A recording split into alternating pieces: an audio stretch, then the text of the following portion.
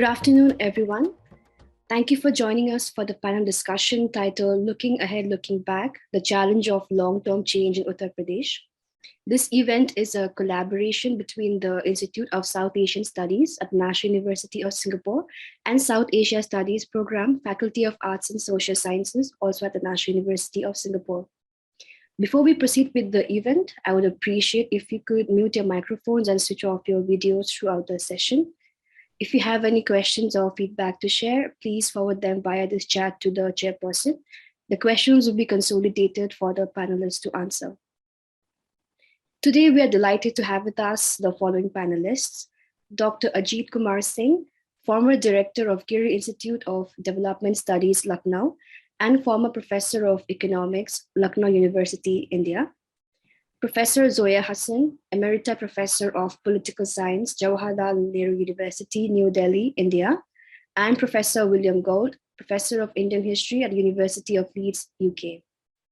I now invite Professor Gyanesh Kudesia, Visiting Research Associate Professor, Institute of South Asian Studies, and Associate Professor, South Asia Studies Program, Faculty of Arts and Social Sciences, NUS, to chair the discussion.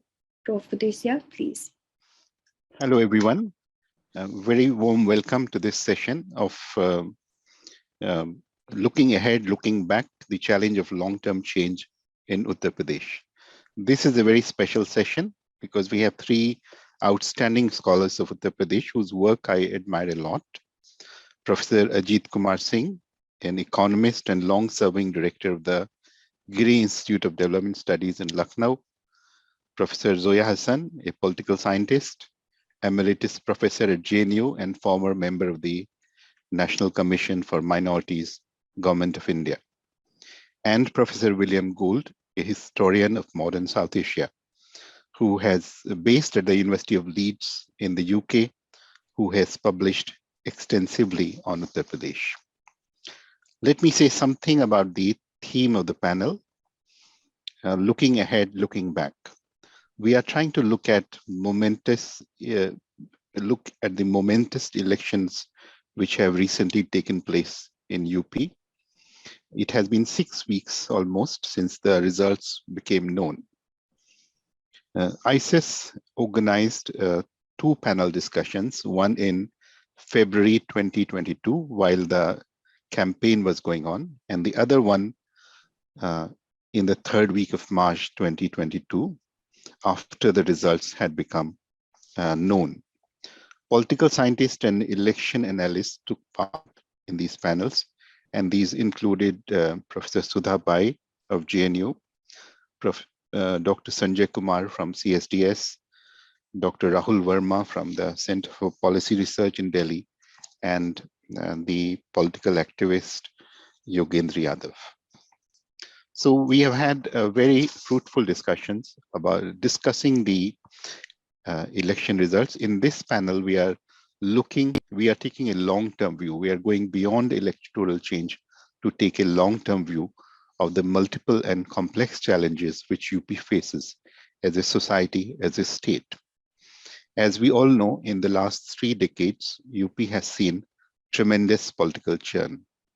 Its politics has got fragmented along lines of religion, caste, and class identities. Neoliberal government policies have impacted development and the well-being of people. In this panel, we take a long-term view, focusing on 3 broad set of questions.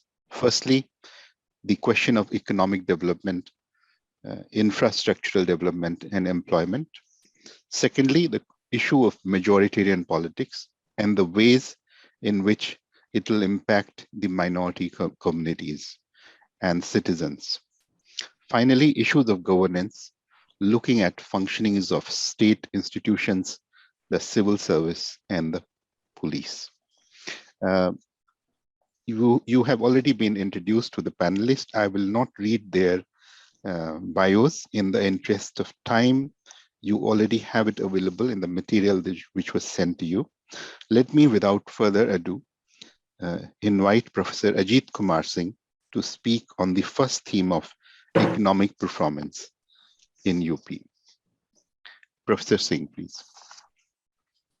Thank you, Professor Kudeshia. Good afternoon, all friends. I have been working on UP economy now for almost 60 years.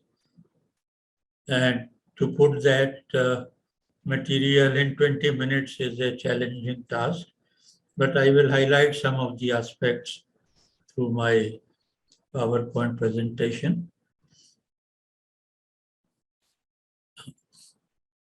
You see, UP has a vast population, 20 crores in 2011, now nearly 24,000 crores.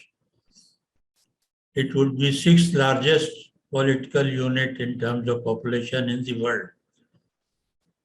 It has good natural and human resources, fertile tract, plenty of water, livestock resources, unskilled workers as well as skilled workers, and educated manpower. So it has a great economic potential, but which has remained unexploited. Because if you look at the economic scenario for almost last 50 years, per capita income has been low, poverty levels have been high, growth has been sluggish, population growth is very high. Only recently it has shown some declining trend. Literacy rates are very low, especially for women. The health indicators are extremely bad. As John Reyes has said, that some of these indicators are worse than in sub-Saharan Africa. Within the Indian states, UP is among the bottom category in terms of economic and social indicators. Now, there are certain distinct features of the UP economy. There are vast regional, inter-regional differentials and intra-regional differentials. Mainly West UP is relatively developed as compared to Bundelkhand and Eastern UP, and Central UP is somewhere in between. But within all the regions, there are significant differences. Urbanization is only around 22%, and there are sharp rural-urban disparities. The women agency is quite weak in UP, and there are sharp social and economic disparities among different social and religious groups, particularly Muslims and the Dalits or scheduled castes. And the civil society is weak, not so active as in some other states. Now, looking at the growth experience, we have some phases, 4 or 5 phases. From 1951 to 75, it was relative stagnation. Growth rate was hardly around 2.5%, and population was also growing almost at the same rate. But when in early 70s the Green Revolution came, UP was one of the main beneficiaries. So our growth rate from mid 75 to 90 were around 5% and close to the national average. But the decade of 90s was a crisis-ridden, mainly because of the fiscal crisis which developed, and growth rate in UP came down to around 3% from 5%. But after 2002, we find some acceleration, and since till 2017, we had a growth rate of 6 to 7% for almost 15 years. But in the last 4 years or 5 years, the growth rates have again declined, partly due to COVID. If we include COVID year, then growth rate is only 2% between 17 and 21. And if we exclude the COVID year, then it is around 5%. But it would be lowest among the, say, in last 2 decades. You can see throughout this period, UP's growth rate were below the all India growth rates, except for a brief period in the 80s, when UP growth was fairly good. The result is that in 1950-51, UP's per capita income was very close to the national average, hardly 2-3% lower. But then for last 3 decades, it is only half of the national average. So this gap has been increasing over time. And I find that the fluctuations in the growth rate are closely related to the plan outlays and plan investment, which was very low in the first, say, 40 years of growth after 1951. But then when it rose to around 7% or more, then we had a high growth during 75 to 90. Again, due to fiscal crisis, the plan investment declined and growth rates have declined. So it is closely linked to the public investment. Now coming to a more recent period, you see the growth rates in the last 4 years have been rather low, and in the COVID year 2021, there was a negative growth of about 6%. This is also reflected in annual growth of per capita income, which was fairly high during 15, 16, 17, but has been quite low in the recent years. The sectoral growth rates present an interesting picture. If you look at the entire period 2017-21, we find only the agricultural sector is doing well and better than in the previous period. But manufacturing shows a negative growth. In spite of all the hype of the state government to develop industry in the state, the growth rate has been negative in this sector. So secondary sector is not doing well. And as far as services sector is concerned, here also the growth rates have declined. But in 21, there has been some pickup. Not 21, but in the current year. So growth rates, you can see last line, it was around 17% during SP regime and around 2% in present regime and around 5% if we exclude the COVID year. Now let me highlight some of the constraints on development. A major constraint has been poor investment climate. Not only the public sector investments were low, but the private investment was also low, and outside investors were not willing to come to UP. And if they were willing to come, they faced certain constraints.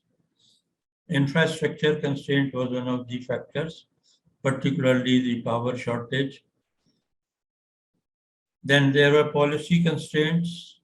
The government was not very proactive. It was not changing the policies according to requirement of time. And there are institutional and political constraints as well. And finally, the governance issues. I think Zoya ji will talk about it more. In infrastructure, power is a critical bottleneck. As far as roads are concerned, low rural connectivity is a major factor. poor maintenance of canal network, urban infrastructure is bad in most of the cities, inadequate social infrastructure, and poor quality of service delivery. Among the political constraints, I would list the instability, particularly from 1990 to 2007. Since then, relatively, we had all three governments which completed their terms. Political parties are more motivated by capturing power than initiating development in the state. Local level political institutions and democratic institutions are weak. And as I said earlier, the civil society movement and NGO intervention is also weak in UP. And there is an absence of entrepreneurial class, as in Gujarat, Maharashtra, or Tamil Nadu. There are several governance issues. I will not talk about them in detail. Law and order has been one of the problems. The role of bureaucracy, corruption and rent seeking were high. The infrastructure institutions were not well managed, and public services were not satisfactory, and legal procedures have been highly dilated. So this is the overall situation. Now, how can move towards a faster growth? I would say that development should be put at the center of political agenda, which has been missing altogether so far.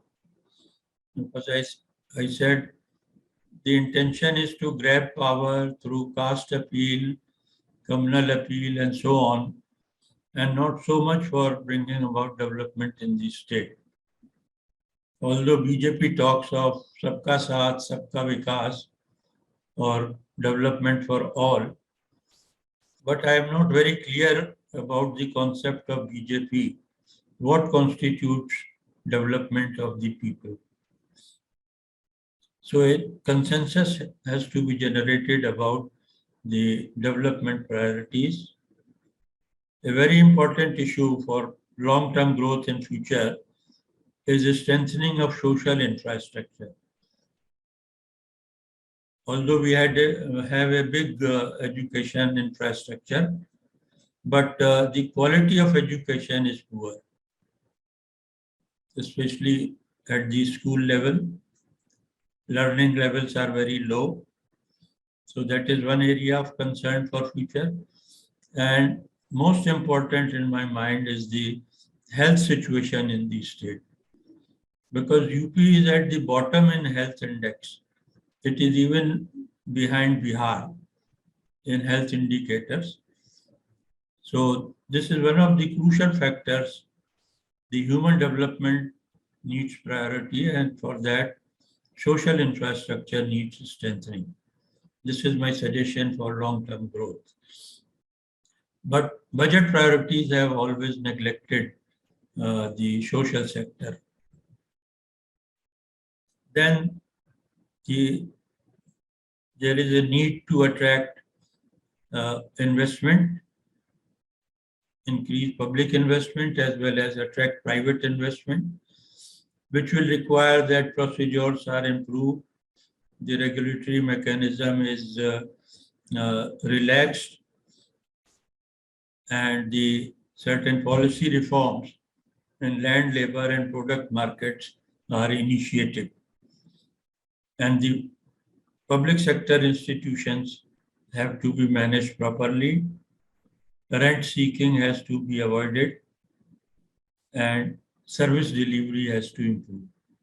And finally, the decentralization and the Panchayati Raj institutions at the local level need strengthening, because now the real power has not been given to them in spite of the constitutional amendment. There is some improvement, say, during last 5 years. in some of these fronts. Particularly, I will talk about say law and order situation has received attention of the Chief Minister. It is much improved as compared to previous period, but certain draconian measures are used by the government for instilling fear among the mafias and others. So there is improvement in law and order. Also, there is an effort to invite capital. Regulatory mechanism has been made much easier. And in fact, UP's position in ease of doing business, it used to be around 12 among the major states, and it has jumped to the second position. So those rent seeking is not practically there, especially at the ministerial level. And the ease of business doing is there. But sufficient resource investment is still not coming because of certain constraints which I listed earlier. And often the IEMs which are promised, about only 1/3 are actually delivered.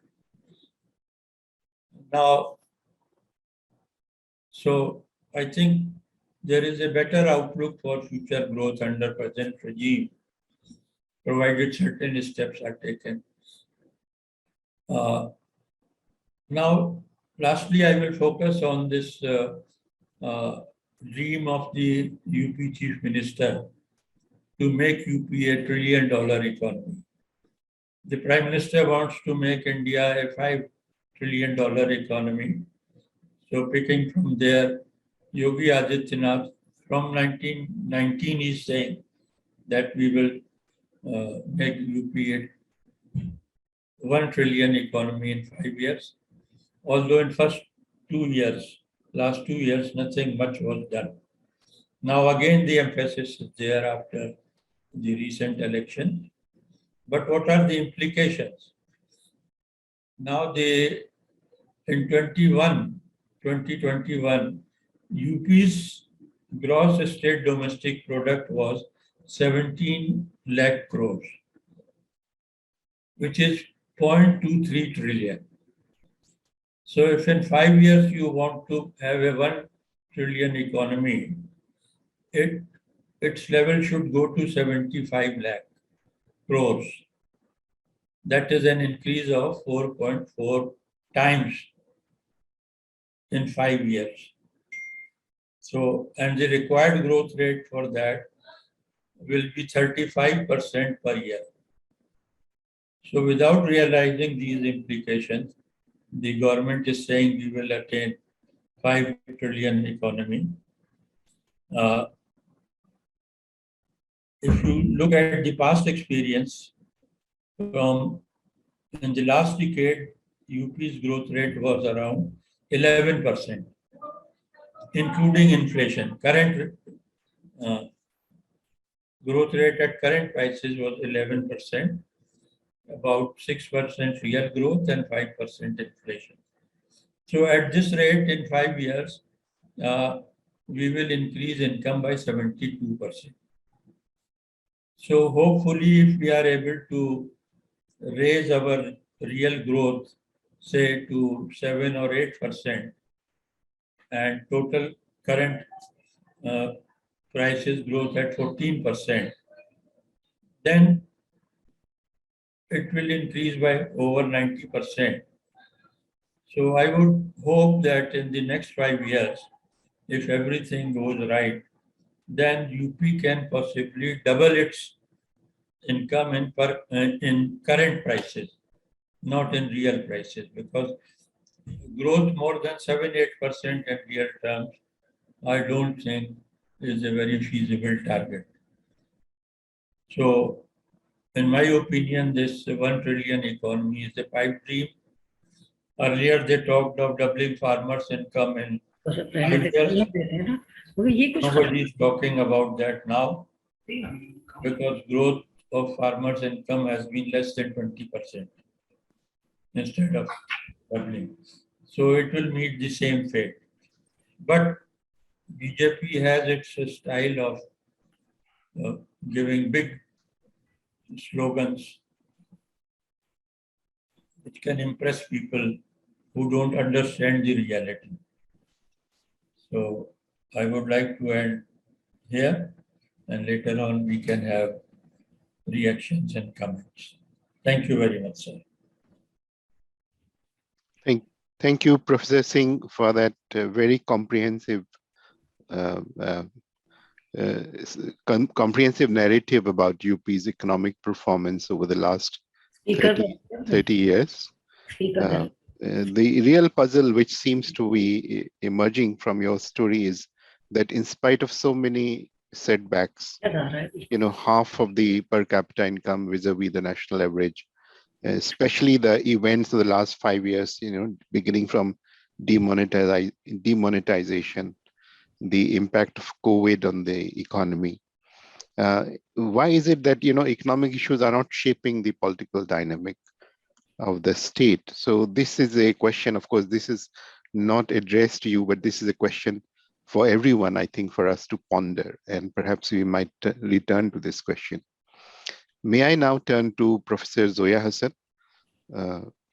to give us her presentation on basically on governance and also a close analysis of the elections, which she's hoping to present. Over to you, Professor Hassan. Thank you. Many thanks to the Institute of South Asian Studies, NUS Singapore, and especially to Dr. Gyanesh Kodesia for this invitation to speak. As he said, I think my presentation is going to address exactly the question that he raised before asking me to speak, which is that despite these huge economic problems, how is it that it is not impacting electoral outcomes? Now, so the title of my presentation is that how did UP decide? Was it identities, interests, or politics, or a combination of all three, possibly? So, so I'll focus on majoritarian politics as reflected in the 2022 Assembly election and its impact on democracy. Now, the UP Assembly elections of 2022 were the most important elections in living memory. It has set the stage for the next general election in 2024, and with the Bharatiya Janata Party and its allies winning a 2/3 majority in this crucial state. Now, this momentous outcome is the subject of considerable debate among analysts and indeed the public at large. There was a premise this time, particularly in UP, that polarization wasn't working and acute economic discontent could trigger electoral change. However, the large-scale discontent over many economic issues did not translate into a decision to vote out the government. Many commentators and analysts have attributed the ruling party's re-election to welfare measures and free rations to the poor during the pandemic lockdown. Here, the debate is between those who stress economic versus political and cultural factors. I would argue that most indications point to the indirect or contextual effect of the former, that is the welfare measures. The more direct influence is of the latter, which is to say the cultural and political factors, and the close interaction, between these two factors. Now, to understand what is happening in UP, I think we have to really get to the heart of the matter. And the heart of the matter is that UP is the heartland of the majoritarian project. It is home to the three holiest Hindu shrines or Hindu sites, which in many ways have functioned as the nerve center of majoritarian politics. The emblematic significance of Ayodhya, Kashi, and Mathura as symbols of Hindu unity cannot be underestimated. None of the other states quite has this cultural and political cachet. It was in UP, therefore, that the BJP formed the government after the Ayodhya movement. It was here for the first time that the BJP experimented with the politics of social engineering, which it is continuing to do. And both these elements have been critical to its success. In this situation, the appointment of Yogi Adityanath as chief minister in 2017 was a defining moment for this majoritarian project. His appointment was indicative of the central government's plans to amplify this agenda. Under his leadership, UP has established a communal authoritarian model which brooks no dissent, no disagreement, and for all practical purposes, no protest. This was demonstrated by the regime's handling of the protests against the Citizenship Amendment Act, which, as we know, provoked widespread protests in the country, but major protests were concentrated in this state. And the state government responded with very harsh measures, much harsher than any other state, and even compared to other BJP ruled states. And this included seizing property of protesters, a penalty, as we know, that was later halted by the Supreme Court. And the violent police action resulted in the death of at least 23 people, all of them, of course, Muslims. Now, this UP model, which I argue is different from the Gujarat model, because the Gujarat model is both an economic model and a political model, whereas the UP model is primarily a political model of control that has worked through two processes: the consolidation of Hindu dominance through authoritarian means and the constant objectifying of the other, defined in terms of religion, and constantly reminding the people of a threat from an enemy within. Now, in this context, then, what were the big issues in this election which swung it for the BJP? Now, the BJP's victory in UP is nothing short of remarkable. It happened despite the state government's disastrous handling of the COVID-19 pandemic, and very little to show, as Dr. Ajit Kumar Singh has just, demonstrated, so to speak, very little to show by way of economic development in terms of growth and jobs. Instead, the last 5 years have witnessed a vigorous implementation of the majoritarian agenda, and headway has been made on a number of issues which all of us are familiar with, and therefore I shall not really discuss them.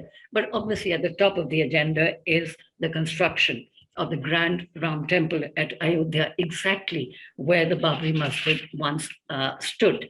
Now, in the economic sphere, the government has been splurging on media advertisements. And of course, as was just stated, the chief minister has made very tall claims about growth and about creating jobs aplenty. Yet when fact-checked, many of these claims don't hold up. In fact, as Dr. Singh just pointed out, the state records one of the lowest growth rates among Indian states. Even a cursory examination of the actual conditions of people would show no significant improvement in their social and economic conditions or the quality of public life, health or education sectors, or employment opportunities. Secondly, inequality in UP remains deep and is growing, and it has been exacerbated by the pandemic. A slew of issues, mostly economic ones, were in the forefront of popular concern, most notably the high levels of joblessness, which is, of course, a countrywide phenomenon. But the situation, by all accounts, seems to be worse in UP, and the severe unemployment crisis in UP was reflected in anecdotal reports from the ground captured in the election coverage. massive protests by youth broke out in Bihar and in parts of eastern UP in January this year over the alleged discrepancies in the Railway Recruitment Board examination, in which 700,000 candidates were shortlisted for just 35,000 votes. I think we need say nothing further than this on the state of employment in the country and in the most populous state in particular. Now, but the elections happened against the background, as I said, of the COVID-19 pandemic and the farmers' movement.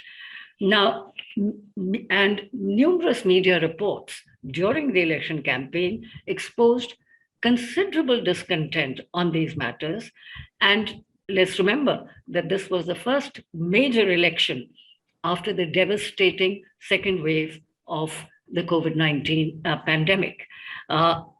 Besides this, there was, of course, extensive opposition to agricultural reforms and so on. And that was reflected, and that was brought into focus by the year-long farmers' movement that ended when the government decided, and in a sense was compelled by this extraordinary movement to repeal these laws. But surprisingly, neither the pandemic or its mishandling, or the very large number of deaths which have been underreported by most accounts, or the farmers' movement after the repeal of these laws had a major impact. In fact, the effect of both the farmers' movement and the pandemic was insignificant, if not non-existent. So in a way, even though the economic situation was tailor-made for major reversals for the BJP, it romped home with 255 seats of its own, a margin that exceeded even its own expectations. And we must also remember, and that's extremely important, that BJP's victory in 2022 is its fourth since 2014. That is, it has done extremely well in the two Lok Sabha elections and in the two assembly elections. And for this reason, this has sparked a major debate about the relationship, especially in this election, between economic discontent and voter choices. Now, the materialist understanding led many commentators, including myself, to argue that this economic dissatisfaction would trigger an electoral change. Alas, that did not happen. Now, what explains this? I would argue that the key to BJP's success is far deeper than economics or welfare. It is based on two long-term projects. One is the cultural project, and the other is the political project. The origins of the cultural project can be traced to Hindi politics, which played a key role in producing a Hindi-Hindu socio-cultural construct in the politics of North India and in UP in particular. And the cultural development of UP society was impacted by this. And this, I would say, Hindi politics was germane to the emergence of the Hindu right in the late 20th century. Hindi expansion helped to, and the elimination of Urdu, of course, which went almost hand in hand, so to speak, helped to construct the idea of the nation state as one that belongs exclusively to the Hindu community by foregrounding conquest and conflict and a politics of historical vendetta to invigorate Hindu nationalism. On the other hand, the political project was embodied in the campaign for a Ram Mandir in Ayodhya, which kick-started the rise of Hindutva in UP and of the BJP, so to speak. The Ayodhya temple movement had its greatest impact in UP. Hindu nationalists worked assiduously to consolidate the Hindu community in UP, which prepared the ground for the rise to power of the BJP. The systematic push for political power would not have advanced as it has in the last 30 years without the ground prepared by the Ayodhya movement, prompting an escalation of political mobilization along religious lines in state elections and also broadly in national elections. Politically, it opened up the prospect of changing both the ideological discourse and institutional politics in favor of a majoritarian idea of a Hindu nation.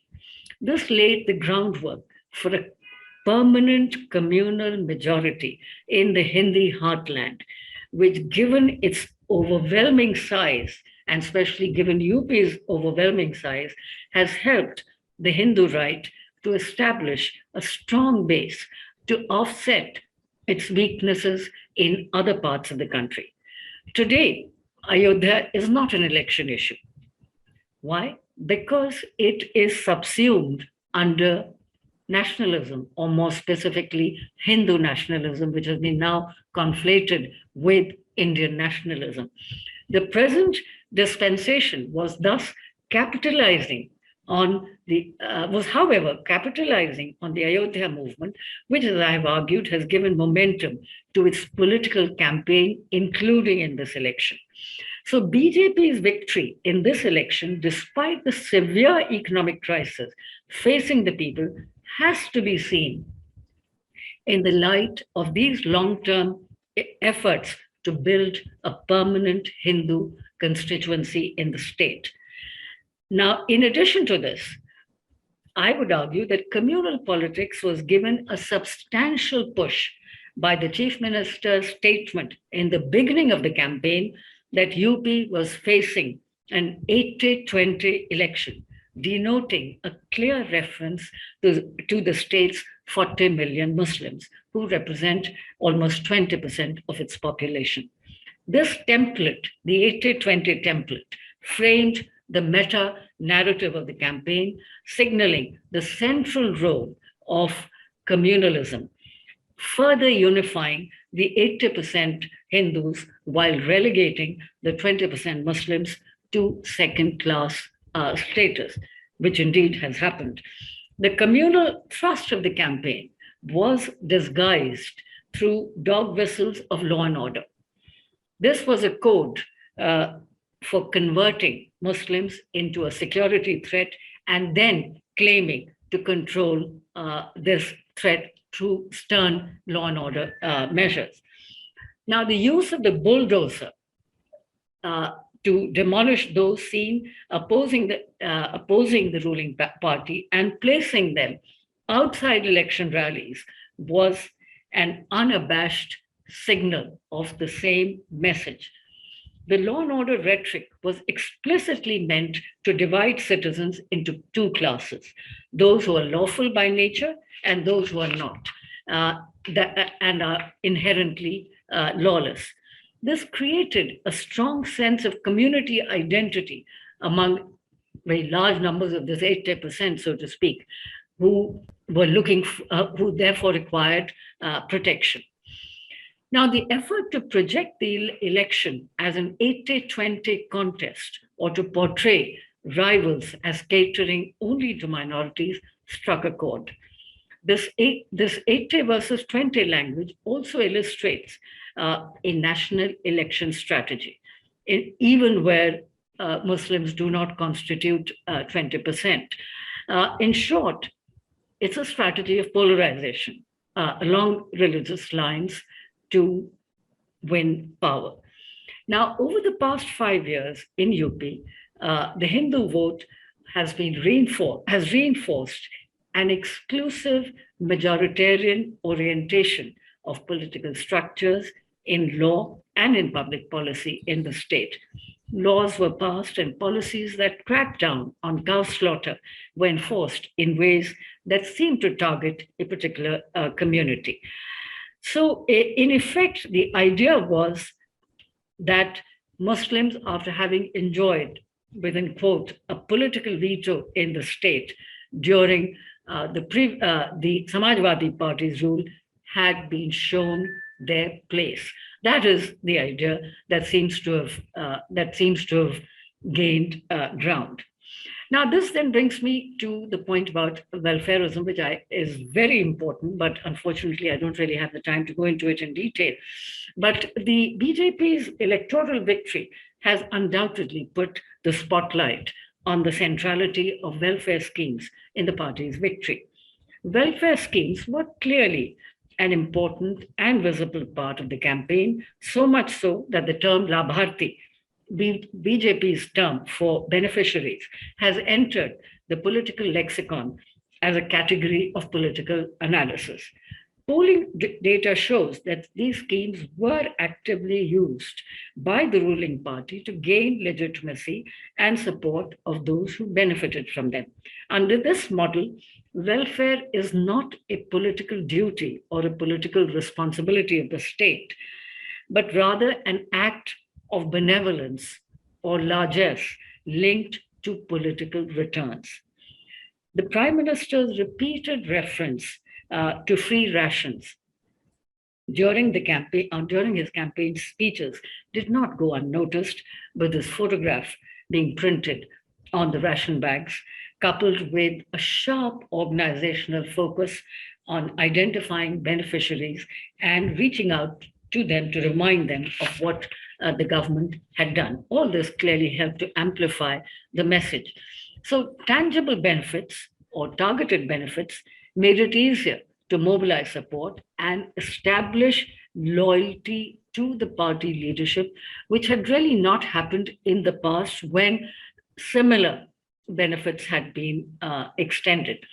From what we know so far, and obviously much more work needs to be done on this, welfare schemes did influence voter choices, because the most important aspect of these schemes is its emphasis on direct benefits, cash transfers, providing toilets, housing, and free ration, particularly during the pandemic. Importantly, these benefits were not provided as a matter of right to a decent living, but as largesse from the state.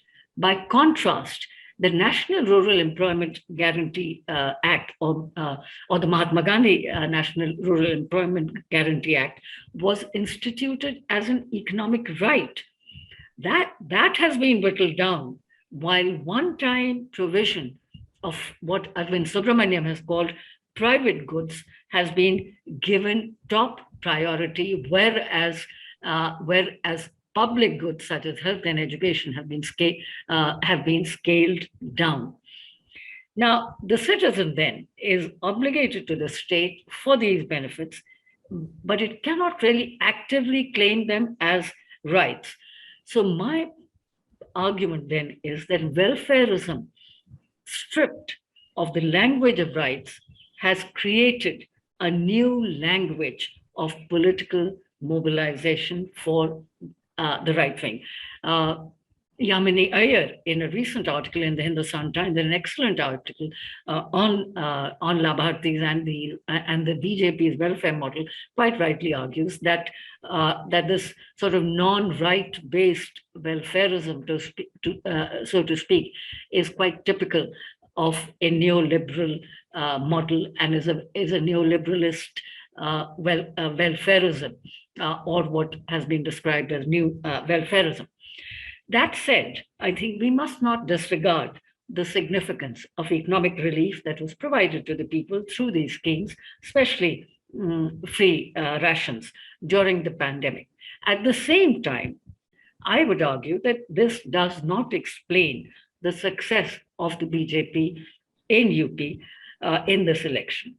Even though welfare measures were important, it was simply not enough to offset the economic distress and unprecedented unemployment and job losses during the pandemic. In the event, people voted for a combination of economic and non-economic reasons, which is to say, they voted for the overall political agenda of the government.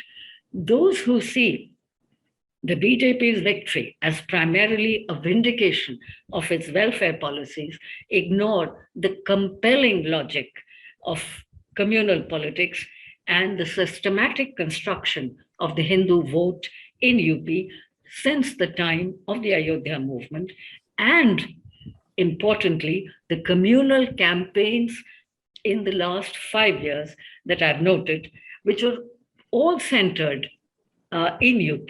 Their impact, both the long-term campaigns and the more immediate ones in the past 5 years, their impact is reflected in the election results. Now, the construction of the Hindu vote has been so important that it has actually trumped caste-based politics, which has been so central to UP politics, and particularly the politics of opposition to the BJP, so to speak, and has been a central feature of the politics of the Samajwadi Party and the Bahujan Samajwadi Party. Now, along with economic discontent and joblessness, this election put a serious question mark on mandal politics, although again, that is still a matter of debate, as is the whole issue of the impact of welfareism, which is to say, is this the end of mandal politics, or is there just a pause, so to speak? Nonetheless, there are serious questions on mandal politics, or at least the kind that has been practiced by the Samajwadi Party and the Bahujan Samaj Party. Caste has indeed been a central axis around which the SP and BSP politics is organized, as I just noted. Now, reconfiguring of caste coalitions dominated the Samajwadi Party strategy, but this election shows that there are limits to caste-driven politics, which cannot solve the dilemmas of inequality, unemployment, or even representation. Caste alliances merely displace religion with caste as the central organizing central organizing principle of politics, which can be accommodated within the larger sort of Hindutva umbrella, as BJP has demonstrated. So the caste-oriented social justice plank has been superseded by the ruling party, which has co-opted the non-dominant OBCs within the Hindu umbrella, overarching Hindu umbrella, by giving greater representation to the underrepresented groups and by emphasizing the majority identity under this capacious Hindu umbrella. This has clearly paid very rich dividends for the ruling party and has to some extent diluted the mandal factor by accommodating caste grievances, as has been done in 2017 and in the 2022 elections. Now, in conclusion then, in the final analysis, the BJP didn't win votes for what its leaders said during the campaign. And indeed, so many of the commentators have therefore concluded that there was no communal polarization, there was no communal campaign. But the point that I have tried to argue is that it has harvested support because of its communal campaigns in the long run and over the last 5 years, leading to the manipulation of the Hindu-Muslim fault line as the central fault line of politics in this state. That was a common thread which reinforced the political mobilization of the ruling party. As a result, and this is the key point, people are willing to overlook the economic failures of the government, which are there for everyone to see.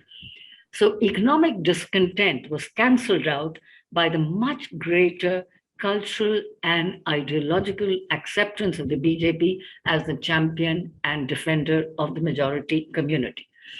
Finally, what are the implications of this momentous mandate? I think the implication of the UP mandate is the active destruction of the rule of law by the rule of the bulldozer, criminalizing protests and free speech, restricting human rights, and weakening constitutional democracy. But the dynamics of the UP elections are much broader, therefore, and they reflect larger trends. The larger question that I think we should all be concerned about, those of us who are thinking about democracy and who are thinking about the future of democracy in our country and how important democracy has been to our growth and development. So the larger question is what happens to the party system when centrist or center-left parties become eviscerated or weakened, and these parties are no longer significant players. We should also be concerned about what is happening to voters, which is driving them to the party of the right, which is illiberal and non-democratic in so many respects. So the rise of the right, which has been reinforced by the assembly elections and particularly the UP assembly election results. So the rise of the right and the causes of its rise and attractiveness to voters ought to be a matter of concern to all of us who are interested in democracy, even with a small d, leave alone a big D. Voters are clearly, at least the UP experience shows, that voters are clearly vulnerable to cultural appeals. Even if they are communal appeals, they are nonetheless presented as cultural. And my argument, if we look beyond UP and we look beyond India and we look at the experience of right-wing populism in other parts of the world, in Eastern Europe, Western Europe, Latin America, indeed even in the United States under Donald Trump, I think the democracy and the party system has difficulty when cultural factors dominate politics, especially when parties have little to offer on jobs, which is the biggest issue in India today. Right-wing parties in these circumstances double down on cultural factors, as we can see in the communal rampaging across India in the last few weeks, partly because economic policies are not working or because there's very little to offer by way of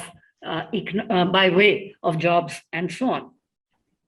So communalism increasingly serves a purpose, and that is mass distraction, taking attention away from issues of jobs and livelihood while ostensibly giving a sense of power and meaning to the lives of those excluded from society's economic activities. This suits the state, which is unable to fulfill the employment aspirations of the youth. That's very clear. Now, these are dangerous developments that strengthen authoritarian trends. But despite the use of authoritarian means, the wider issues thrown up in this election, the bulldozer approach to dissent, communal polarization, economic inequality, agrarian distress, joblessness, and public health will not easily go away and will continue to influence public discourse and determine voter choices in the long run. Thank you very much. Thank you, Professor Hassan, for that very incisive analysis. We now have the final presentation by Professor William Gould, who is going to talk about issues of governance and state institutions. Over to you, Professor Gould. Okay, thank you. Thank you very much for inviting me, Professor Kudishia. And thank you also for two really wonderful papers that I've just listened to. They're extraordinary. And I have myself a large number of questions for both of you about that. My paper is really quite different to the ones that have gone before. I'm not going to be talking really much about the election, the recent election, but I'm going to be talking a little bit, I suppose, from my own research about the history of administration and bureaucracy and governance in UP. And some of the kind of themes that I'll be talking about, I think, will connect a little bit to some of the things that have been talked about already. I'll try to make a connection as we go along. So the civil services and bureaucracy in UP, it's a vast subject in which we could look at any number of different areas: reform, policing, corruption, rent-seeking, governance. I only have 20 minutes. I'm going to pick out a couple of large themes, two particular themes based in my own interests as a historian, one based in the question of temporality or periodization, and the second based in the idea of spatial considerations or scale. My first theme explores perhaps one of the most important temporal questions for historians of India, and that is the relationship between colonial and post-colonial. The archetypal historical analysis here stresses continuities over the 1947 division in structures and ideas around administration and government, drawing on the concept of the enduring steel frame of the civil services and the police, cultures of policing or corruption, or forms of politicization of the services that carry us over that mid-20th century period. If we want to explore some of the most important questions surrounding governance in India, this theme of colonial transition is pivotal, but it raises a number of further questions. As David Potter asked in the 1980s, what is the relationship between administration and politics over the mid-20th century and continuing up to today? And how or when does the relationship between bureaucracies and political parties change? What are the critical periods of time in the cementing of the relationship between bureaucracy and public goods? Can we, as Paul Brass has attempted, identify a moment in the formation of a corruption system known by the 1960s as the permit license quota Raj? So in this first theme, I'm going to suggest that this mid-20th century period, the 1940s in particular, are a really important decade in defining so much of what follows in terms of cultures and material practices of administration and bureaucracy in UP, and continues to have a significant influence in those things. My second theme looks at the role of space or scale or spatial hierarchy in how we explore the history of the administrative services. And this is a theme that essentially requires us to look at the nature and meanings of the state. Its most important questions concern the idea of what governance looks like from an everyday perspective. How do most Indians experience the state? And this is something that was touched upon by both of the previous presentations, I think particularly Professor Hassan's presentation. There was a really interesting trend which appeared around 20 years ago, mostly in anthropological research, exploring the idea of the everyday, which employed some of the more sophisticated work on the theory of the state. Interestingly, this approach was not often applied by historians, although some really interesting and developed work that drew on historical materials was done by Akhil Gupta in his book Red Tape and by Nayanika Mathur in her book Paper Tiger. For me today, the 2 points I want to make in this area are firstly, that the disjuncture between political expectation and social reality and the performative ways in which people navigate services, government services, comes to define their concepts of the citizen, concepts of citizenship. Secondly, I'll look at how, although for marginal citizens, making use of bureaucracy can be precarious or dangerous, there are ways in which people have evolved alternative means of acting on their rights. So I'm not going to talk in too much length about the context of UP itself, because I think Professor Singh's presentation covered that really extremely well. I'm just going to pick out a few interesting contextual points about the economy of UP and some of the kind of, I suppose, historical contextual factors that are important to thinking about histories of the civil services and bureaucracy. UP, obviously, as we know, is a huge state of around 240,000 square kilometers. And many economists and political scientists have argued that although, as Professor Hassan has pointed out, there's a very powerful majoritarian politics that has, in recent decades, made its mark in UP, there isn't a very clear sense of a kind of sub-nationalism in UP, no obvious unifying identity beyond that. Which in some ways makes its politics historically very fluid and complex compared to other states or regions of India. And I think this creates a very complex and varied picture when it comes to the history of administration, as I'm going to try and point out a little bit as we go along. UP has an adverse sex ratio, and it has a quarter to 1/3 of people living, has done over the last 20 years, below the poverty line. In about 2001, it was estimated that about 8% of the world's poor lived in the state, and it has huge regional variation, as Professor Singh's paper pointed out, with Western UP historically performing better in terms of economic development and indicators compared to Central and Eastern UP, which has much slower rates of economic change. This situation had improved as the figures in the first presentation suggested, but then stalled again around the time of the pandemic, as we've seen. But however, the north-south divide in India is still very clear to be seen, and according to some economists, is greater than ever. UP is probably a state that has declined in relative economic terms since independence too. In 1951, the per capita income was estimated as being around 3% below the national average. By the early 21st century, it was around 41% below the national average.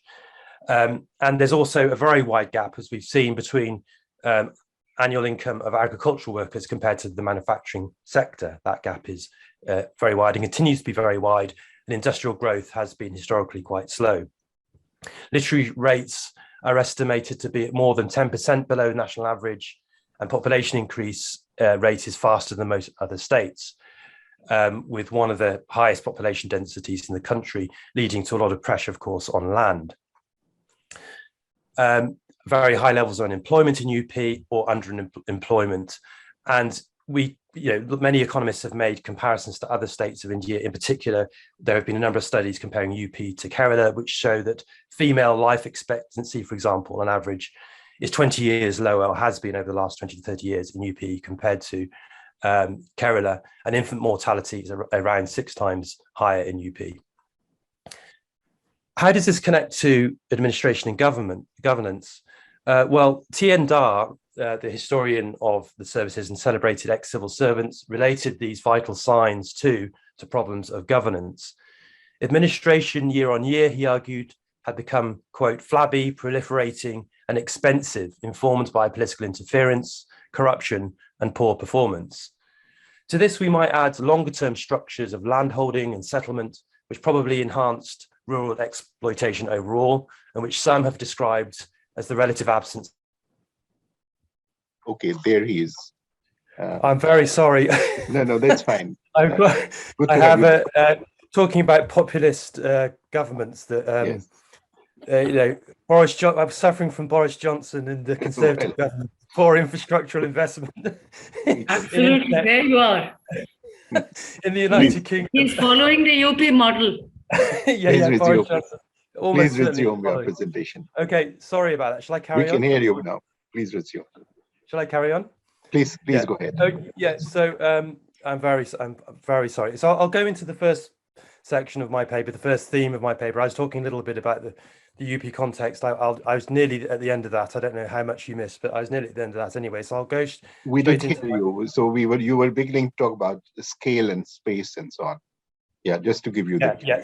So did you hear the stuff on UP? I guess you heard some of. Yeah. Okay. You talked about T and her and his findings. So I'm going to talk first of all about this theme of temporality and administration, and this kind of transition from colonial to post-colonial. And this is based in some of my own research that I did over the last 10 or 15 years, in which I explored the history of the civil services in India. And in many of the memoirs and interviews with senior bureaucrats in UP, a repeated refrain is this idea of continuity from colonial to post-colonial, and the enduring idea of a bureaucratic steel frame that obviously we know under the auspices of India's first Home Minister, Vallabhbhai Patel, was a deliberate policy of state. And this is a story of the comparable developments of the highest administrative levels of the state, from the ICS to the IAS or the Indian Police Services. David Potter, in developing the idea of political administrators in India, argues that their roles transformed, particularly from the late 1930s onwards.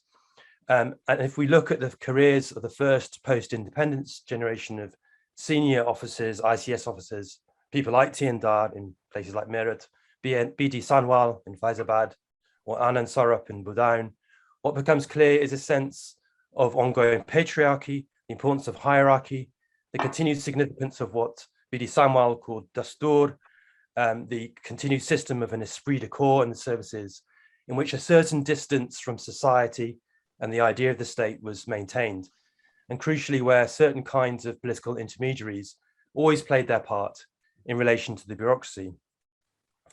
However, while these continuities are important in understanding the nature of state power, there's no doubt that the functions of administration underwent a fundamental transformation after independence.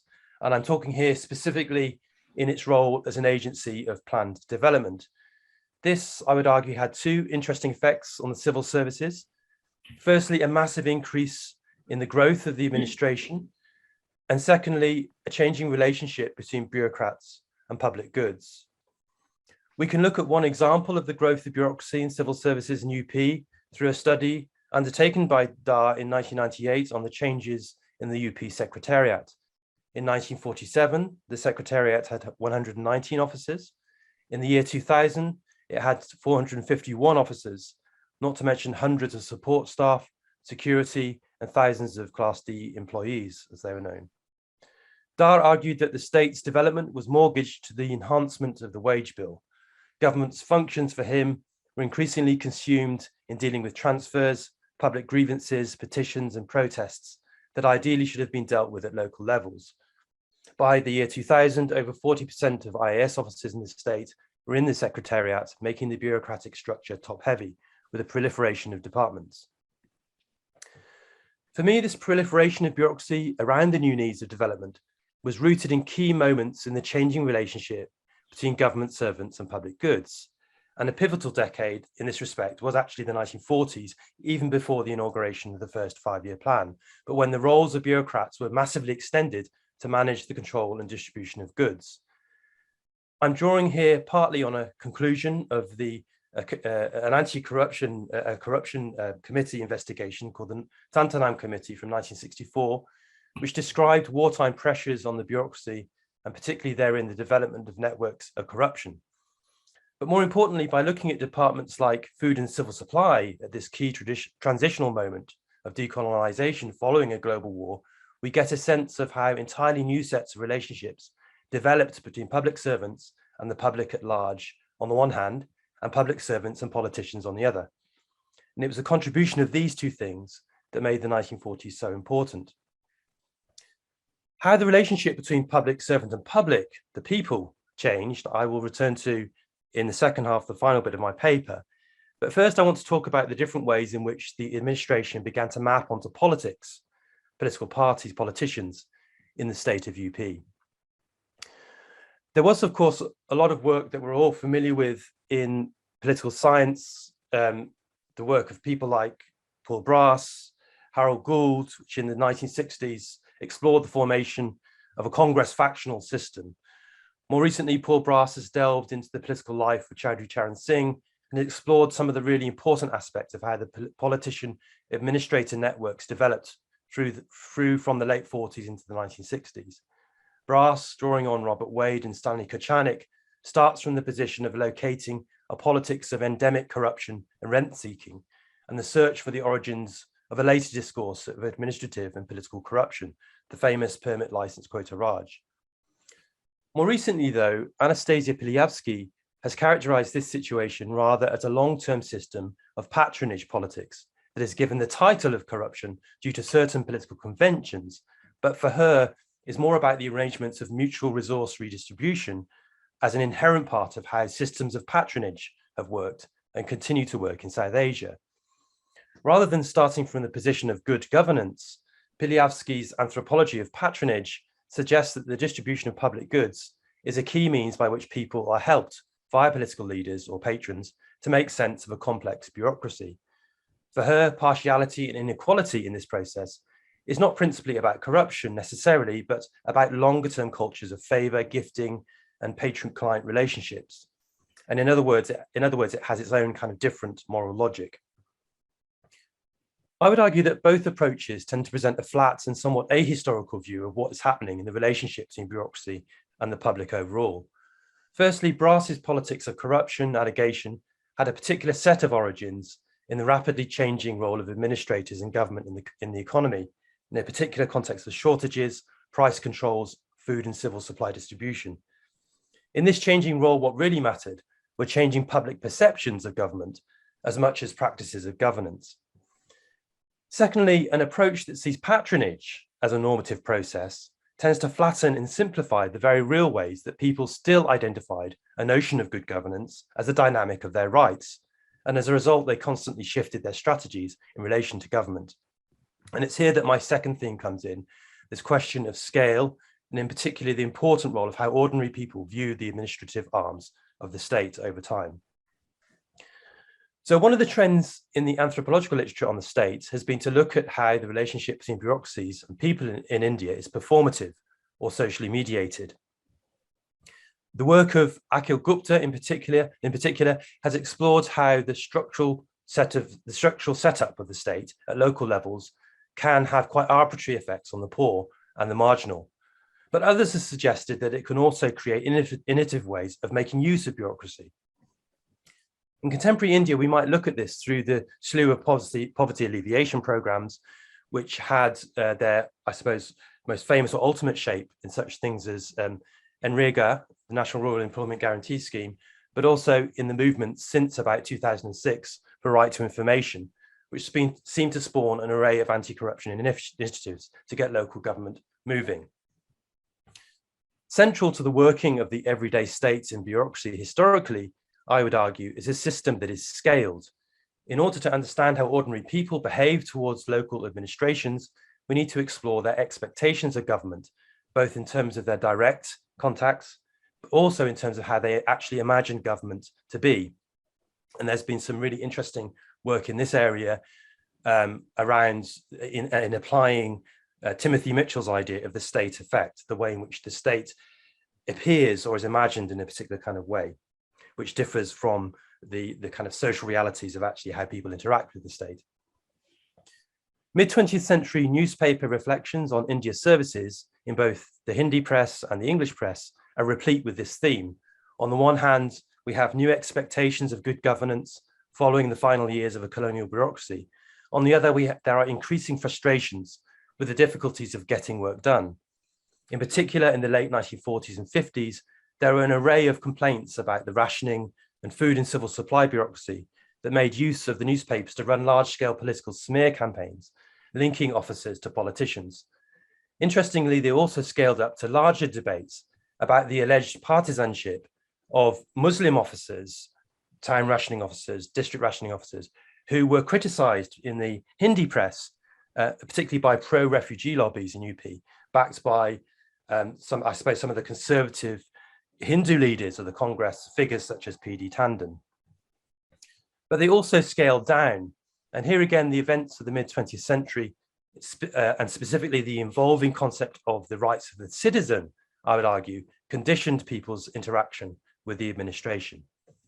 In the Food and Civil Supplies Administration through the Second World War, we have a good example of a sudden expansion of bureaucratic activity, which touched upon people's lives very directly in terms of food and goods availability, prices, and smuggling.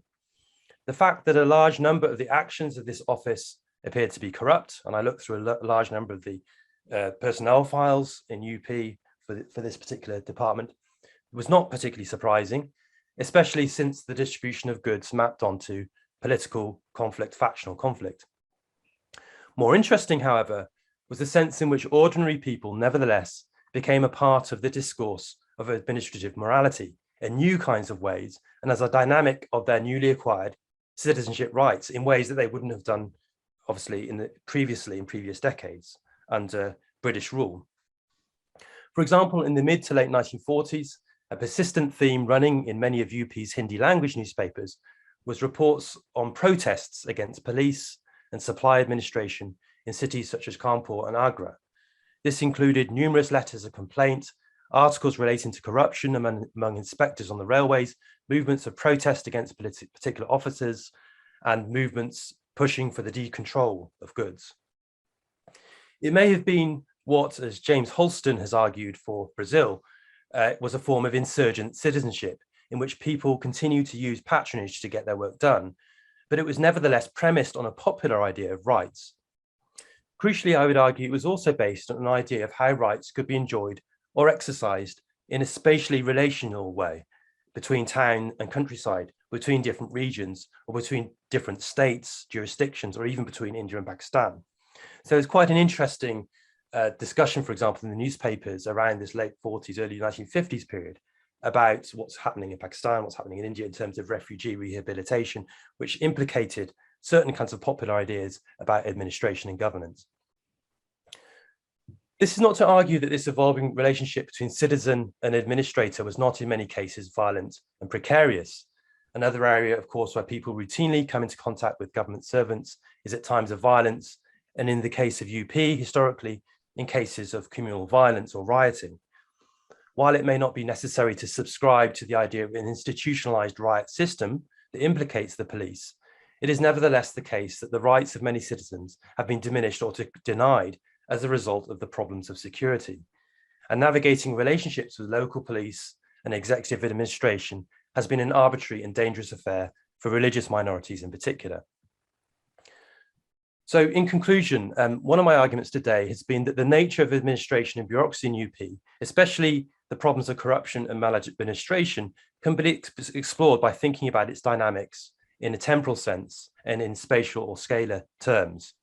Specifically, the effects of the Second World War, decolonization and partition in South Asia created certain patterns in how political and administrative agencies interacted, which had a lasting effect on the operation of the bureaucracy on the one hand, and in the idea of people's rights in relation to the state on the other. The 1940s are also pivotal as a temporal crossroads in the dynamic movement of ideas about tradition and modernity, which in turn created lasting popular discourses on good governance. This is not to argue that there have not also been other very important moments historically in the transition of UP's administrative history, as we saw in Professor Singh's paper, and which was confirmed by a lot of the interviews I did for this research about 15 years ago. The importance of the Mandel Commission, the 1990s, and the social and political changes that took place in UP were also extremely important in changing both the nature of the working of the civil services, but also the perception of the services from the position of the public. No doubt it would be interesting to explore how multiple forms of social inequality have had their effects on forms of governance and or perceptions of government services over time.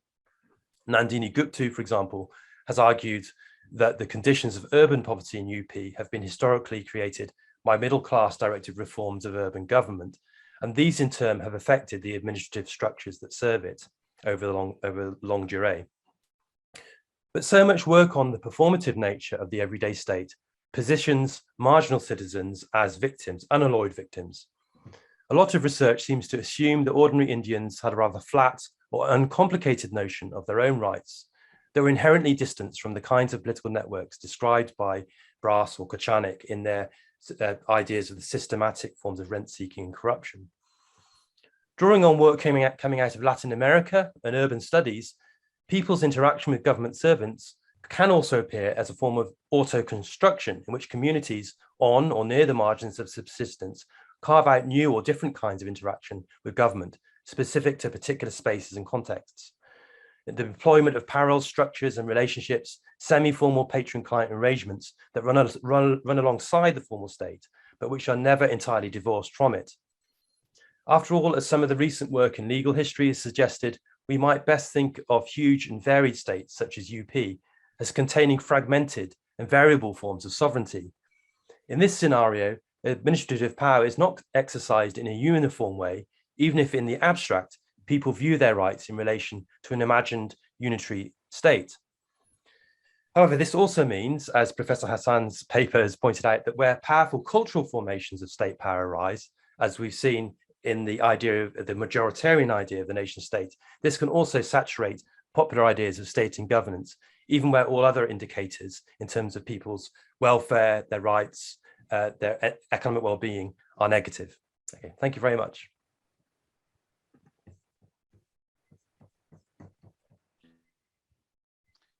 Thank you, Professor Gould, for that very interesting presentation, taking us back to the great challenge of the transition from the late colonial to the colonial and the strong continuities from the 1940s in terms of structures of governance and civil service. Okay, we are running a bit late, but there is about half an hour for discussion. So can we, before I open the discussion to the floor, can we, I would like to ask if the three panelists would like to make questions or comments to each other. Are there questions and comments? Yes. Can I ask a couple of questions? Please go ahead. Yes. Yeah, I have some questions actually for both Professor Hassan and Professor Singh. I mean, firstly, maybe for Professor Singh, I wondered if you could tell us a little bit more about your view of the specific effect of demonetization on the UP economy. When I came out to India not so long ago during the demonetization period of time, it seemed that it would have had a very devastating effect on UP, given the nature of what happened over that time. So I'm very interested in what your view is on that.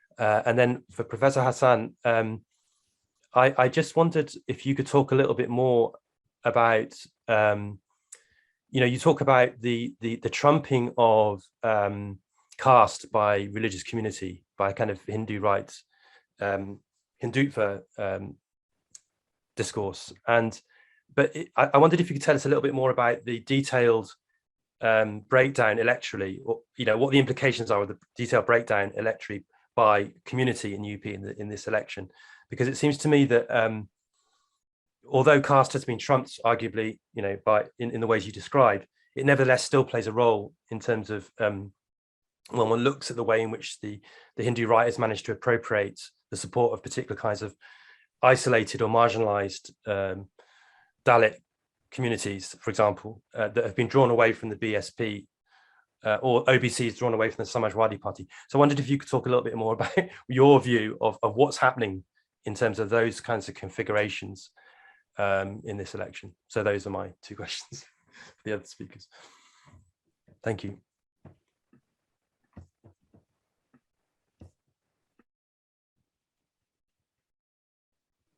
Professor Singh, would you like to address these questions? Yes. I think this demonetization was one of the ill-considered decision of the government without knowing its implications. It had a big jolt on Indian economy as a whole, and particularly in case of UP, because the informal sector was very badly damaged. It could not continue its operations for lack of cash. They depend mainly on cash dealings rather than on banking, loans and other channels. And UP has a vast informal sector, particularly the handicrafts and handloom and other small businesses. So even now, after 5 years of demonetization, they have not fully recovered. And large-scale unemployment has taken place. Incomes have gone down. And what we see is a mushrooming of the thelawalas, or people selling small goods, vegetables and fruits on thelas. In Lucknow, we see a mushroom growth of them because lack of any other employment opportunity. So I think this demonetization was an it had extreme consequences, particularly for UP economy. Thank you very much. Thank you. Are there other questions or comments which among the panelists, if you would like to flag those at this point before we take the questions which have been sent through the chat box? Now, I would like to add one thing to the presentation of Professor Zoya Hassan. we notice that there is great discontent.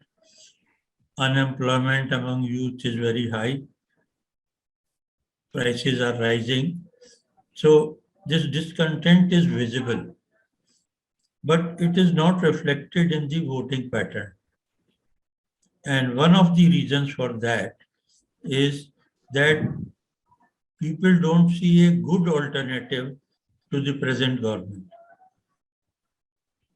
And this time, some hope were raised around Akhilesh Yadav, but sufficient numbers could not be mobilized. And also the past performance of the Akhilesh government also had a role to play, which was highlighted by BJP to a great extent. So in my opinion, lack of a effective, good alternative government is one of the reasons for the youth still continuing to vote for BJP. In fact, some hint has been given that youth has not followed BJP to the same extent as it had in the earlier elections. So some shift is there. I think if same situation continues for long, then it will have an impact on electoral results. Thank you. Thank you. Professor Hassan, would you like to respond to this? Yes, two questions, one by Harold Gould and the other by A.K. Singh. I think the point, actually Harold Gould has in a way underlined the point I was making, which is the importance of caste. I was not at all suggesting that caste is not important, but as Harold Gould was suggesting, it's been appropriated by BJP, and that I think is the point, is the appropriation. And what this suggests then is that the over-dependence on caste by caste-based parties is problematic. It doesn't really, it won't get them very far. So I think while caste is extremely important, it was not an autonomous identity in the way in which it was in the past. That is the point I was making. Second, the point that A.K. Singh made about that I agree with him to a very large extent, that one could blame the opposition parties to some extent for this denouement, so to speak, in UP. Number one, the Samajwadi Party entered the election very late and was hardly active during the past 4.5 years. The Bahujan Samaj Party was in virtual hibernation. The Congress made much noise, as much as it could, but it lacks the organization to translate this into votes. Above all, I think the opposition, and I think Dr. Singh is quite right in suggesting that the opposition couldn't really, although he hasn't put it in as many words, but it is a fact that the opposition couldn't really put up a leader who could be trusted in the face of this huge propaganda by the ruling party. And above all, the ruling party couldn't really, the principal opposition party, the Samajwadi Party, couldn't really put forward a compelling narrative. Thirdly, I think apart from the absence of a continuous counter narrative for 5 years, I think the Samajwadi Party, now that we look back on it, was much too weak when faced with this behemoth, which is the BJP. I mean, so powerful, the world's whatever. It's so resourceful, it's so powerful, it has this huge RSS cadre at its disposal. So in the face of that, clearly the Samajwadi Party was very weak. But at least we can say that this time there was an alternative, and so the people did. So I don't know if we can really say that if people who were dissatisfied with the ruling party had no alternative. I think they did have an alternative. Admittedly, that alternative wasn't strong enough. but it was, it was there in the sense that it was like a two-party system virtually. So there was either this or that. But yet it did not work, I think. I would say that in the final analysis, I do not think the problem is with the opposition, because the opposition is faced with a very difficult situation. I think the problem has more to do with the kind of politics that we have, with the party, with the resources at their command.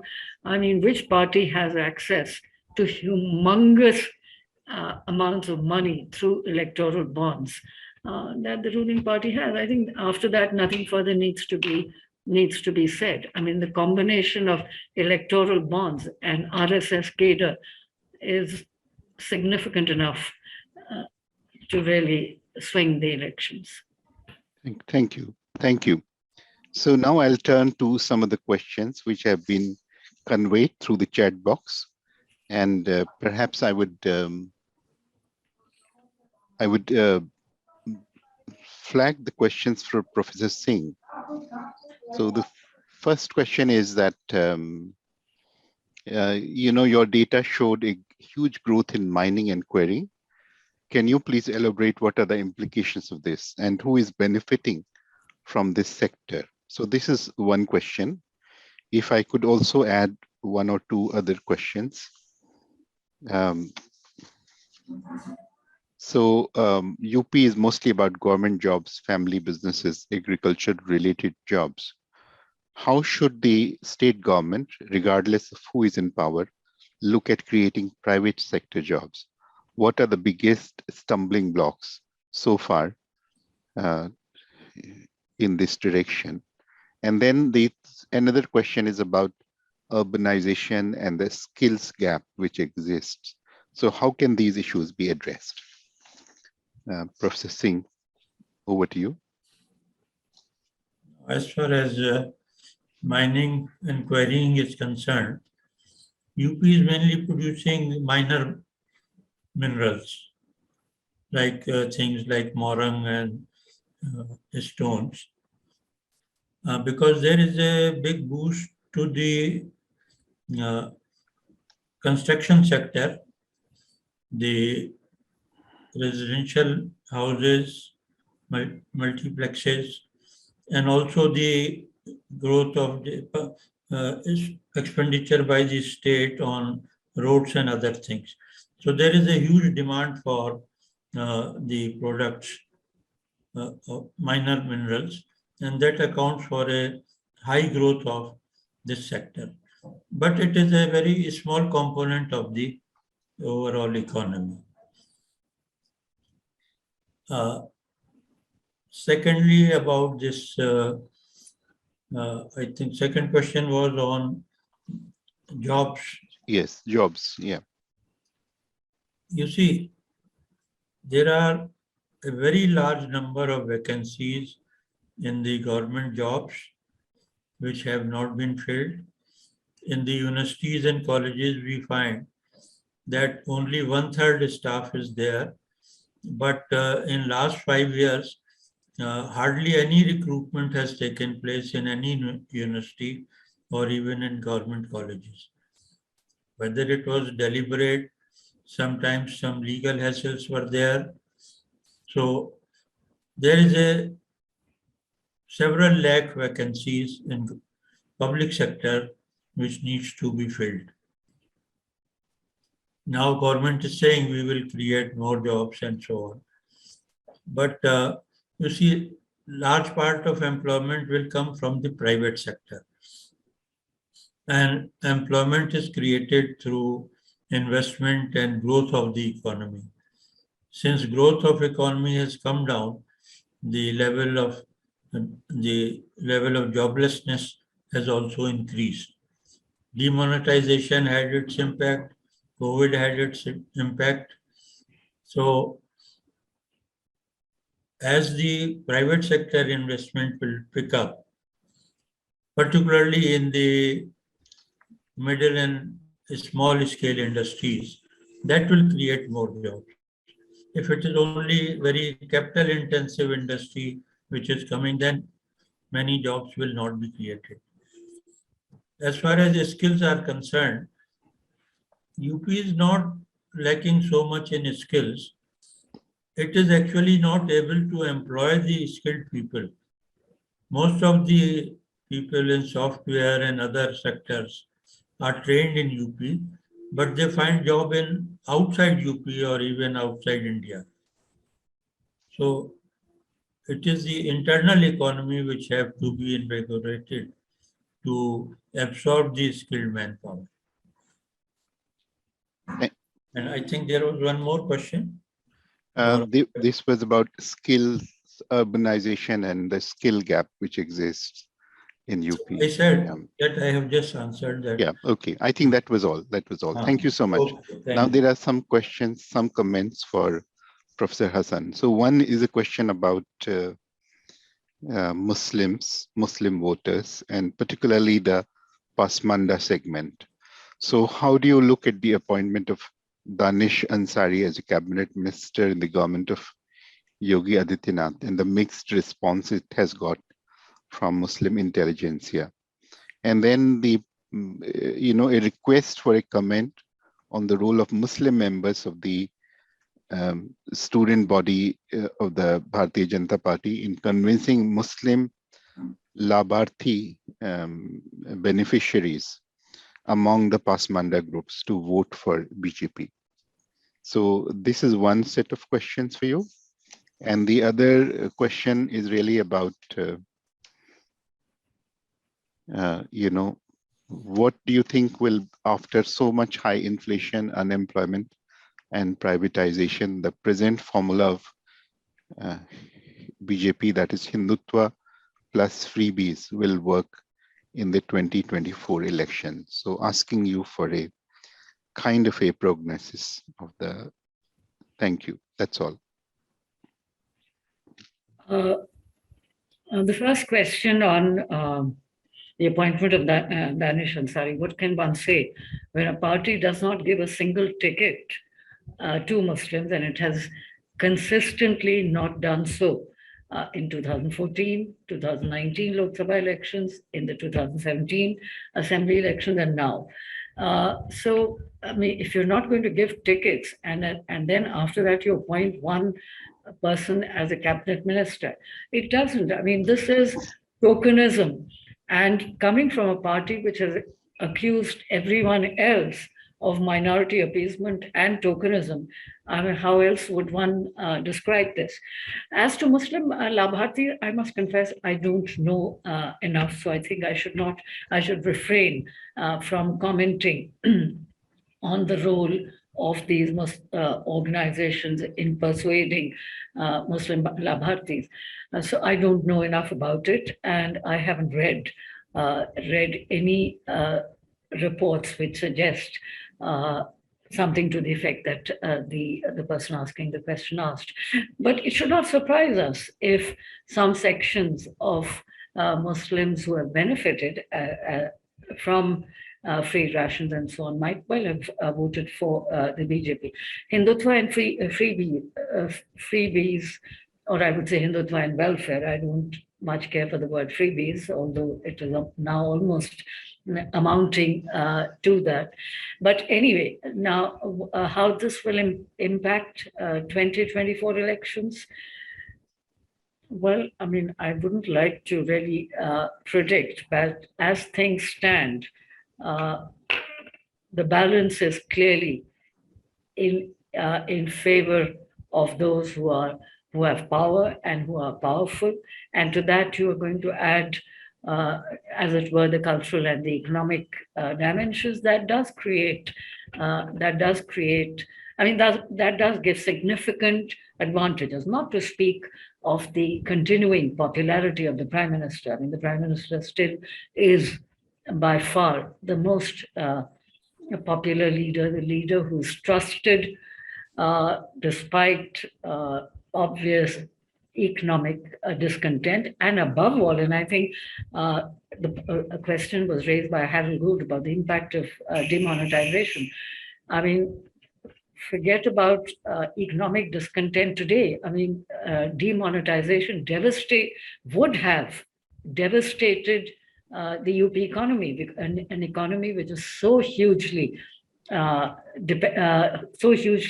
informal, so to speak. Informality is so high, and yet demonetization, which damaged the UP economy, which devastated the UP economy, it did not impact the 2017 elections. In fact, if anything, it probably had a positive impact because the people seem to trust the leader, the strong man, so to speak. So, given all of these dimensions, one should not be surprised if 2024 repeats 2019, although 2019 was exceptional because of Balakot. And moreover, we really don't know what is going to happen between now and then. I mean, who would have expected Balakot to happen, or Pulwama and Balakot to happen in the run-up to the 2019 elections? But by and large, obviously, the conditions are favorable, especially in North India, for the ruling party. Thank you. So one final question, and this is, of course, open to any three of you. So this is a question, rather a comment that, from the top-down approach, which is really, based upon a centralized delivery in terms of welfare, with funding and actual benefits being delivered to the masses. Is this not preferred to the rights-based model welfareism, which has liberal underpinnings and is generally appreciated by the intelligentsia, but which is without adequate funding? So this is perhaps asking for a comment on which of these two approaches is preferred, or or a comment on the efficacy of these two approaches. Of course, this goes back to Professor Gould's discussion of the 1940s, during the wartime rationing, how civil supplies and all of that, the material benefits which the state bureaucracy delivered to citizens became such an important element in the relationship between the citizen and the state. So this again connects to those kind of issues. But any one of you could respond to this. To the point about which one is preferable, of course, it's a question of one's own perspective.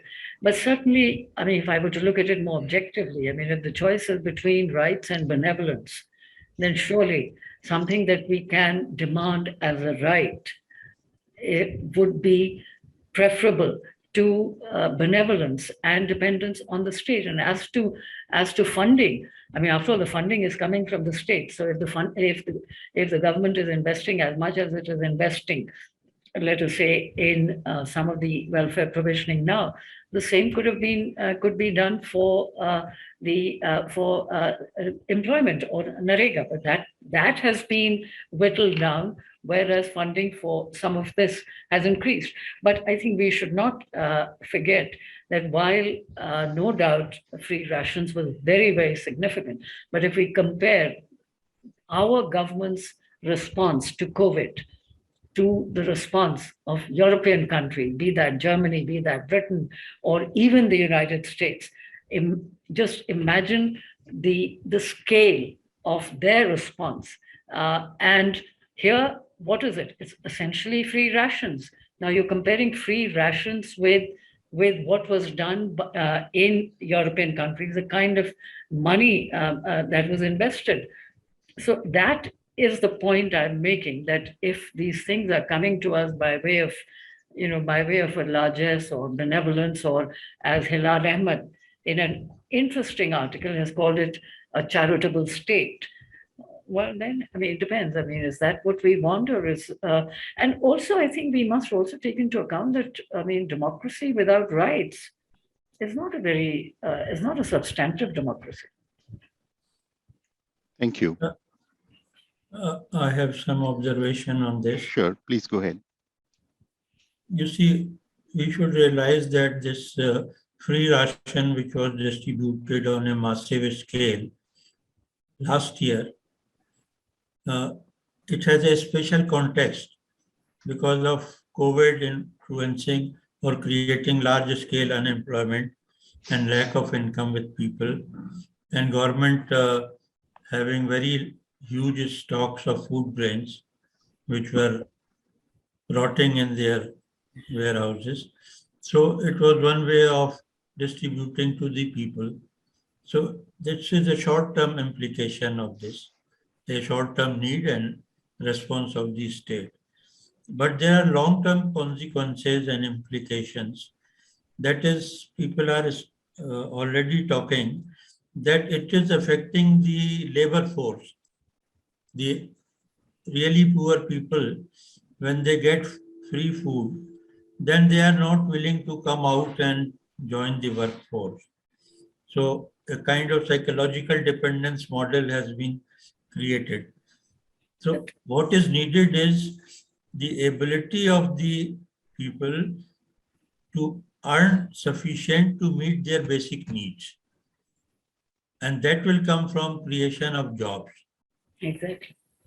This is my take on this situation. Thank you. Thank you. Thank you. Okay, we seem to be in the last few minutes. We seem to have the last few minutes before we run out of time. May I invite the three panelists to, if you would consider giving us a few takeaways, maybe 2 minutes each, reflecting on, what we began to address, looking ahead, looking back. So we have looked back sufficiently. If we were to look ahead, what can we expect in terms of the challenge of long-term change in Uttar Pradesh? How will it impact the larger national affairs? Could I request each one of you to give us some valuable insights? Could I begin with Professor Singh, please? I think I would give priority to two things I have already said in my presentation. One is the human development factor, because without improving the health situation and educational quality, we can't have a manpower which is needed for economic development.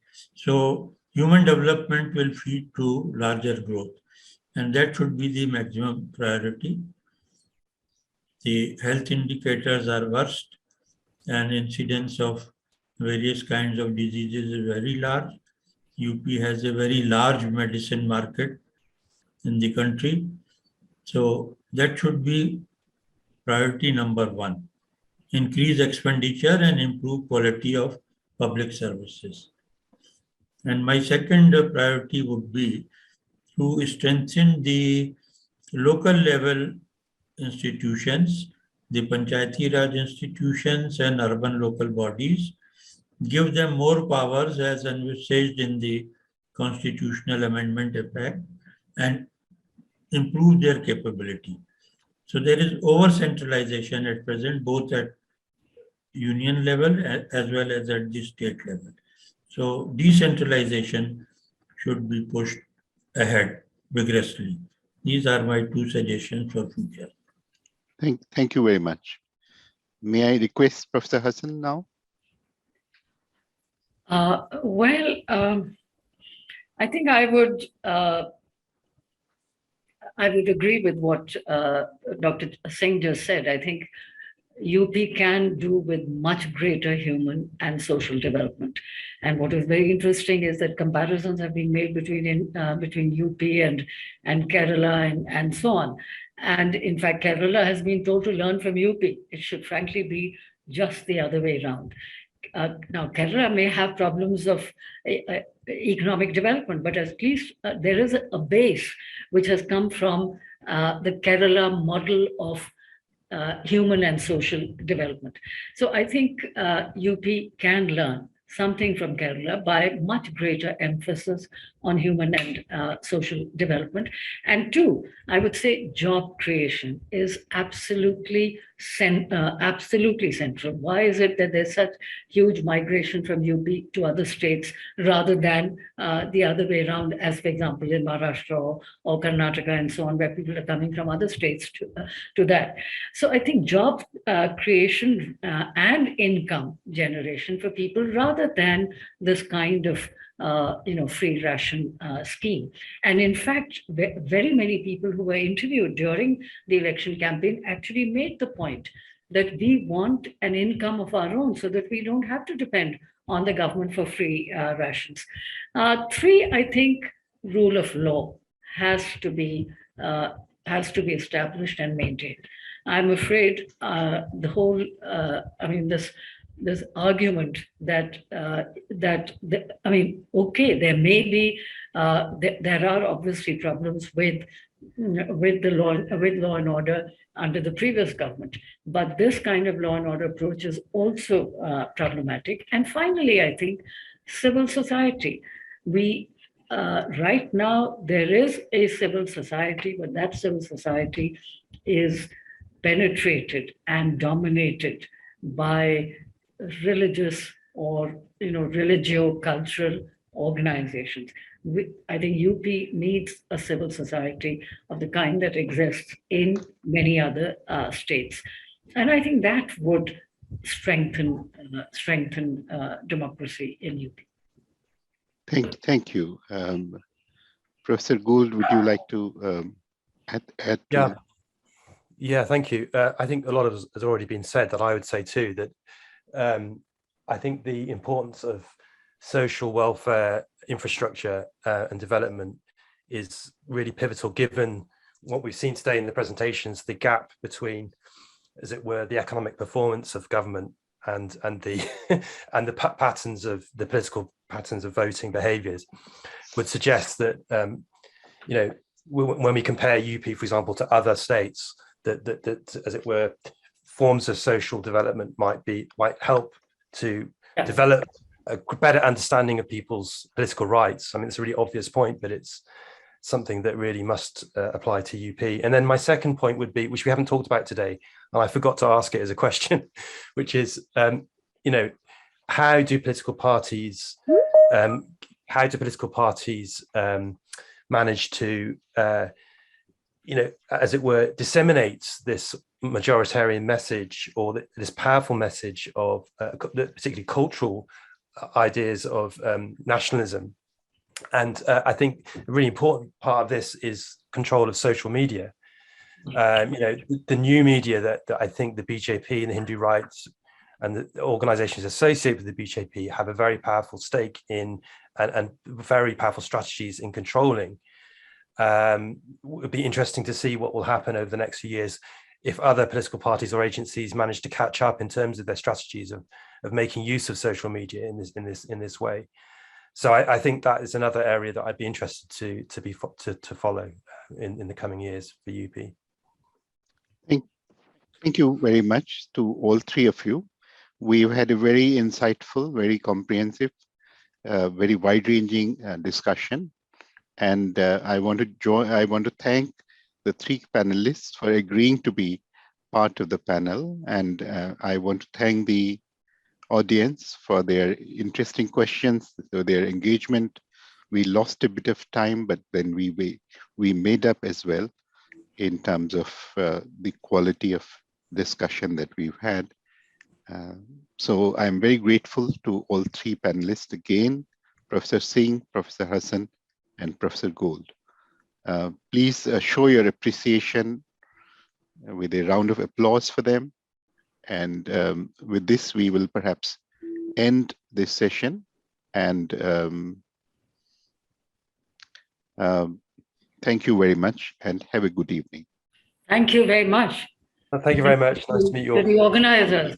Thank you. Wonderful, wonderful panel. Thank you. Yeah. Thank you. Thank you. Goodbye. Bye-bye. Bye-bye. Thank you. Thank you. Bye.